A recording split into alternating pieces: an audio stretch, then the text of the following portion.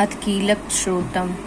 महर्षि मार्कंडेय जी बोले, निर्मल ज्ञान रूपी शरीर धारण करने वाले देवत्री रूप दिव्य 3 नेत्र वाले जो कल्याण प्राप्त के हेतु तथा अपने मस्तक पर अर्चन धारण करने वाले हैं, उन भगवान शंकर को नमस्कार है।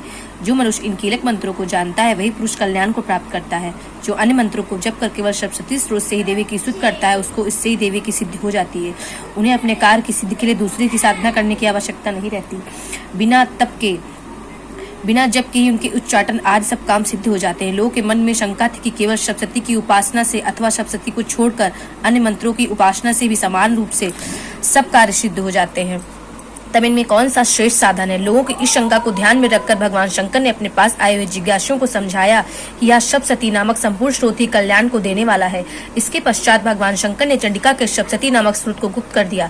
अतः मनुष्य इसको बड़े पुण्य से प्राप्त करता है। जो मनुष्य कृष्ण पक्ष की 14 अथवा अष्टमी को एकाग्रचित होकर देवी को अपना सर्वस्व समर्पित कर देता है, फिर उसे प्रसाद के रूप में ग्रहण करता है, उस पर दुर्गा प्रसन्न होती है, अन्यथा नहीं होती है। इस प्रकार सिद्धि के प्रबंधक रूप कीलक के द्वारा भगवान शंकर ने इस स्रोत को कीलित कर रखा है।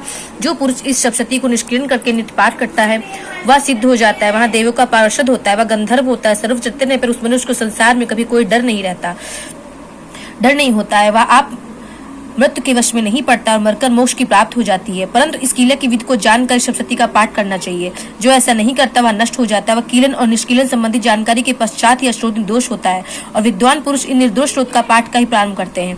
स्त्रों में जो कुछ सौभाग्य आदि दिखाई देता है वह सब इस पाठ की कृपा से है। इसलिए कल्याणकारी स्रोत का सदा पाठ करना चाहिए। इस स्रोत का शनय शनय पाठ करने से स्वल्प फल की प्राप्ति होती है, इसलिए उच्च स्वर से इसका पाठ करना चाहिए। जिस देवी के प्रसाद से ऐश्वर्य, सौभाग्य, आरोग्य, संपत्ति, शत्रुनाश तथा परम मोक्ष की प्राप्ति होती है, उस देवी की स्तुति मनुष्य को अवश्य करनी चाहिए।